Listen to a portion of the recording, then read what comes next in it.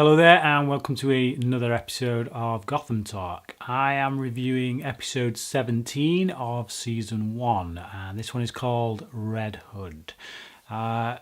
Instantly that title should jump out to any Batman fan who is familiar obviously with the character of the Red Hood and with Joker's history, and coming off the back of the previous episode in which we've had this character Jerome, who again I don't know where they're going with this character. I've not seen the later seasons, although I seem to be hearing constant talk about this guy actually being the Joker. I'm kind of hoping that's not the case. He's not in this episode, but yeah, like I say, it comes straight off the back of that episode, so it's a bit strange that they go straight for the jugular with Joker references straight after that episode. Obviously, we don't get any real kind of references directly to the Joker in this one, but we do see this Red Hood gang and how it started. Now, in the comic books, Joker, on the night he became Joker, took up the mantle of this Red Hood character, part of this gang. And it seems to be this figure that gets passed from person to person. It's not always the same person wearing it, but it's more of a symbol. And that's kind of what that storyline in this episode is about. It's not the most interesting storyline that's going on in this episode, and I will get to that in just a moment. But it's kind of it's the filler bit, I think, for Gordon and Bullock. You know, it gives them a case. It doesn't really. I think if you took it out, or if you didn't see those moments, you're not going to miss them. You're not going to wonder what's happening later down the line, not unless they come back directly to this Red Hood stuff. But it's entertaining. I feel like the thugs, the gang, the Red Hood gang, are a bit stupid. They're a bit idiotic. And at one point, Bullock calls it out in a rather funny moment. Again, you know, Donald Logue getting to really deliver in the comedy. The way he delivers things, it never feels forced. It's just absolutely inherent within his character, and that's the way he plays it. Obviously, probably the way it's written as well, but yeah, definitely Donald Logue just owns that role. So even if their plot line isn't particularly enthralling, it's still very watchable just because of Bullock and Gordon. Nothing really else to say about that part of the episode. We get Fish Mooney. I think last episode I wasn't particularly big on the last episode overall, but I wasn't big on her little bit in it, the way she had to give this speech, and it just felt a bit jarring, a bit heavy-handed. This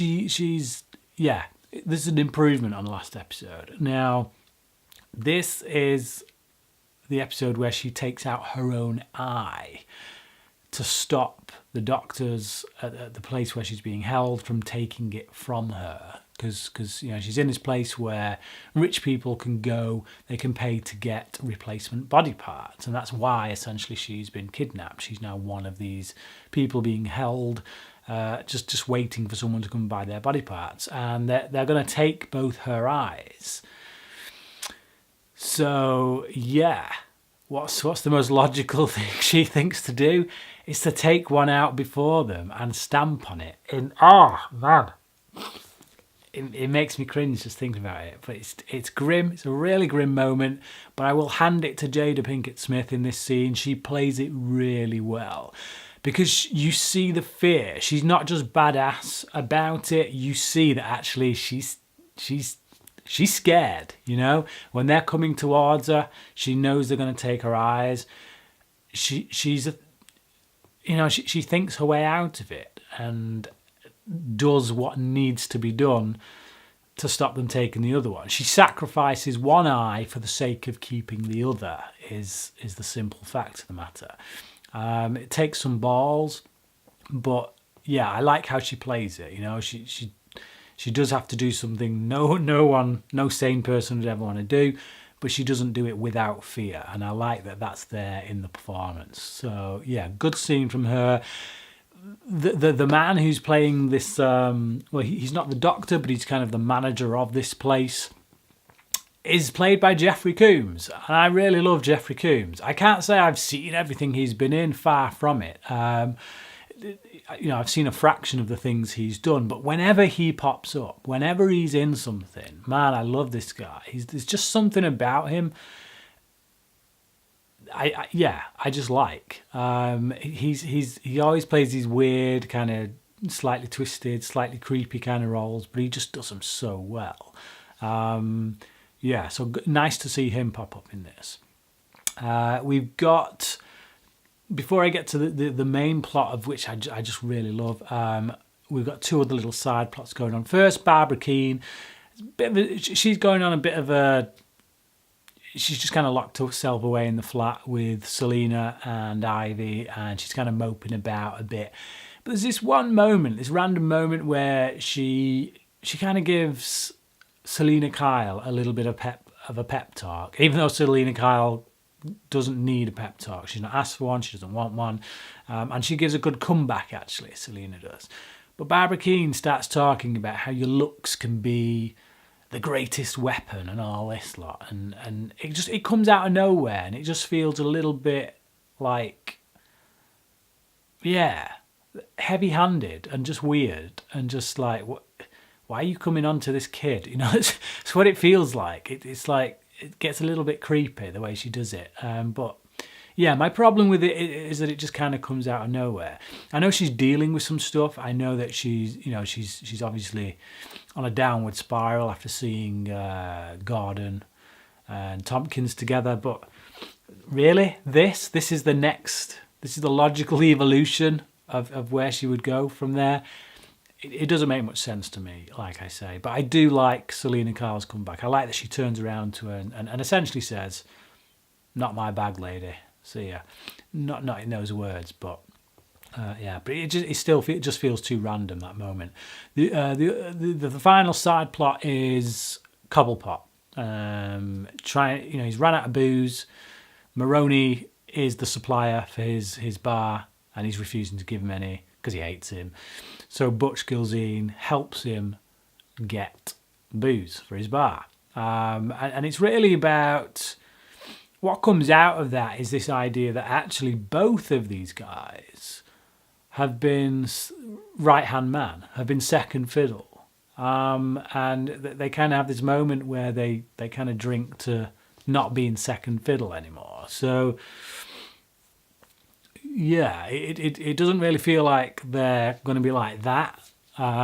Maybe more competition to get that number one spot, or not. Maybe they will team up and become loyal to each other. But it does cement this idea that actually, the two of them are always second fiddle. How do they get to the top? How do they become number one?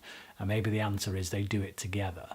Right. There's all the subplots, but the main plot in this episode, the one that really stands out, the one that has all the meat in it, and just every time they went away from this, I wanted them to get back to it, is this story with Bruce and Alfred and this old friend of Alfred's, this old military friend, Reggie Payne, played here brilliantly, I must say, by David O'Hara. I've seen this guy in a few kind of supporting roles in movies and stuff, and he's always stood out. He's always been someone I noticed.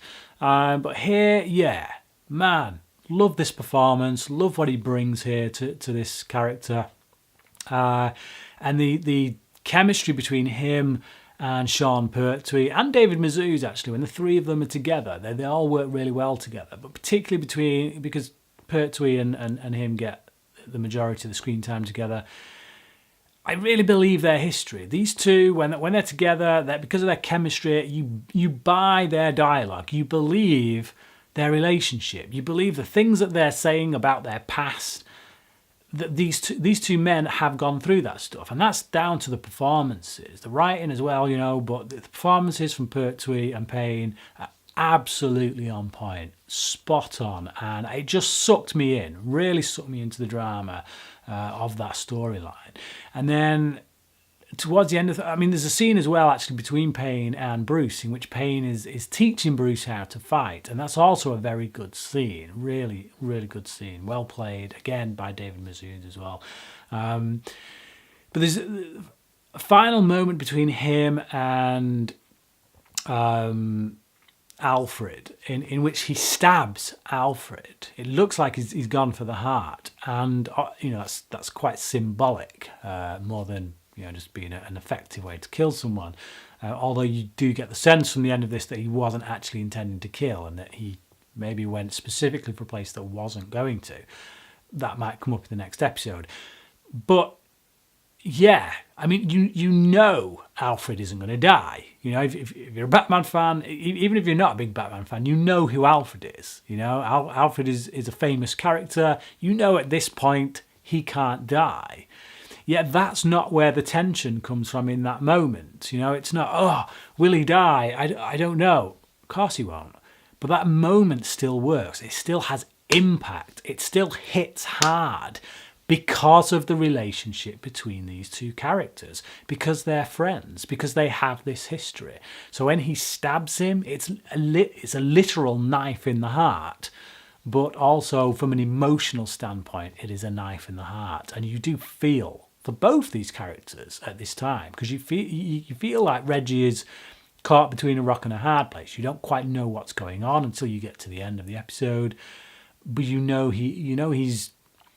he's not taking any joy in this. He's here because he needs to be for whatever reason. So yeah, really well played moment, brilliantly written, brilliantly performed, I must say. And the final moments when we see Reggie, he's with the Wayne boardroom. The people at Wayne Enterprises have hired him to go in and check out what information exactly that Bruce has on them. So yeah, really nasty bunch of people.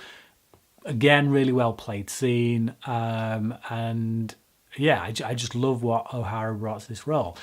So that for me really boosts this episode. That and again the stuff with Fish Mooney I think are the strongest points of this episode. The other stuff, while not like terrible, it feels like filler. I'm going to give this a 4 out of 5. If this episode was just solely around all that stuff with Alfred and Reggie, this would be getting a 5 out of 5, no trouble. But I do feel like a few of those other kind of subplots do bring it down a notch, which is a shame. It's a real shame because, like I say, all that stuff, absolutely fantastic. Some of the best scenes from the series between Alfred and Reggie. Yeah, but there you go. That's my episode. That's my review for this episode, Red Hood. But what about you? What do you think about this episode? Comment below, let me know. And until next time, crack in.